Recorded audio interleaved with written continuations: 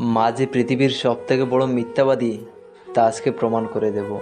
তো প্রথমে শুনে নেই বাবাকে নিয়ে কিছু কথা। চাকরিটা হয়ে গেলে বাবাকে আর কাজ করতে দিব না, এইরকম স্বপ্ন বুকে নিয়ে বেঁচে আছে হাজারো মধ্যবিত্ত ঘরের সন্তান। বাবাদের গায়ের কাপড়টা মায়েদের শাড়ি থেকে কম দামি হয়। বাবারা রুদ্র বৃষ্টি মাথায় নিয়ে সঞ্চয় করে। নিজের জন্য কৃপণ বাবাটা তার সন্তানের জন্য ব্যয় হিসাবী। সবার পরিবারে একটা মানুষ আছে মোমবাতির মতো, সে নিজে জ্বলে সবাইকে আলো দেয়, আর সেই মানুষটাই হলো বাবা। এই পৃথিবীতে যাদের বাবা নেই কেবল তারাই জানে এই পৃথিবীতে স্বাধীনভাবে বাঁচতে গেলে বাবাকে কতটা প্রয়োজন। বাবারা হাসেন না, তারা পরিবারের মুখে হাসি ফুটায়। আমরা যখন বাবাদের কাছে কিছু চাই তখন আমাদের চাওয়াটা পূরণ করতে বাবারা 10জন মানুষের কাছেও মাথা নত করতে 1 মিনিটও চিন্তা করে না। মাঝে মাঝে বাবারা আমাদের কিছু চাওয়া পূরণ করতে পারে না, তখন আমাদের অনেক মন খারাপ হয়। কিন্তু আমাদের অনেকের জানা নেই আমাদের চাওয়াটা পূরণ না হওয়াতে যতটা কষ্ট পাই তার থেকে 1000 গুণ কষ্ট বাবারা আমাদের চাওয়াটা পূরণ না করতে পেরে পেয়ে থাকে।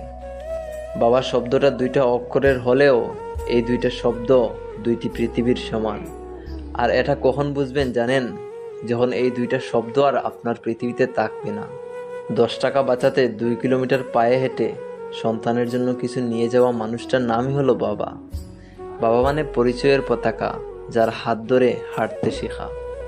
বাবা হলো সেই মানুষটা যে সারাদিন কাজ করেও দিন শেষে হাসি মুখে বাড়ি ফিরে। পরিবারে অনেক অভাব অনটন থাকলেও বলবে, আমার ছেলেকে এটা বুঝতে দিও না।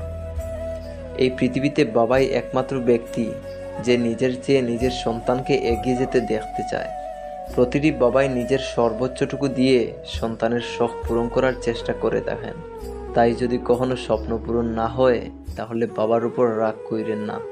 বাবারা আমাদের পাশে খুব কম থাকেন, কারণ পরিবারের মুখে হাসি ফুটাতে নিজেই অনেক কিছু ত্যাগ করে দেন। বাবার গুরুত্ব কতটুকু সেই সন্তানেরাই জানে যারা কখনো তাদের বাবাকে দেখেনি। সবচেয়ে অসহায় সেই ছেলেগুলা যাদের বাবা মারা যাওয়ার আগে কোনো রোজগারের ব্যবস্থা হয়নি। যখন তুমি ছোট ছিলে তখন বাবা তোমাকে আনন্দ দেওয়ার জন্য নিজেই বাচ্চা বনে যেত। দুনিয়ার সব মায়েরা মিথ্যাবাদী হয়, সব মায়েরা মিথ্যা কথা কয়। কারণ জানো, পাতিলে ভাত না থাকলে বলবে তার খিদে নেই। মায়েরা নিজের কষ্ট বুকের মধ্যে চেপে রেখে বাহির থেকে এমন একটা ভাব দেখাবে যে সে খুব সুখে আছে। এরা মিথ্যাবাদী ছাড়া আর কি হতে পারে? সেই ছোটবেলাটা কি সুন্দর ছিল না, যখন আমার মা আমাকে নিয়ে কোথায় যাওয়ার সময় কপালে কালো একটা টিপ দিত যেন আমার নজর না লাগে। আরে ভাই, বুঝতে পারি না সেই মাকে বৃদ্ধাশ্রমে রাখে কিভাবে। যেই মা সন্তান বাড়িতে না আসা পর্যন্ত ঘুমায় না, সন্তানের জন্য রাস্তার দিকে চেয়ে থাকে, সেই মাকে কিভাবে ভুলে যায় সন্তানেরা। যেই মা তোমায় দুনিয়া দেখালো সেই মায়ের সাথে কিভাবে খারাপ আচরণ করো। যে মা নিজে না খেয়ে তোমার জন্য রেখে দিত, সেই মাকে রেখে কিভাবে খাও।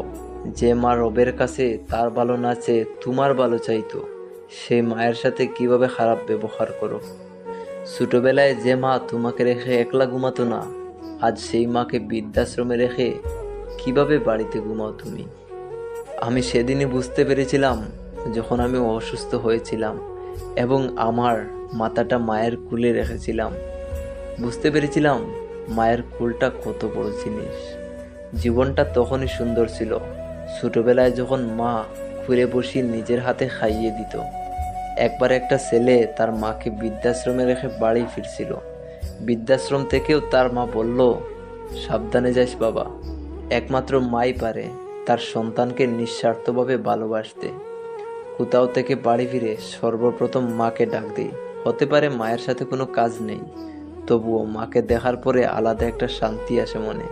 রবের কাছে একটাই প্রার্থনা, মা ছাড়া যেন কোনো গড় না হয়, আর কোনো মা যেন গড়হীন না হয়। সো ভিডিওটা ভালো লাগলে একটা লাইক দেবেন, কারণ আপনার একটা লাইক আমাকে পরবর্তী ভিডিও বানাতে উৎসাহ যোগায়। ধন্যবাদ, সুখে থাকবেন।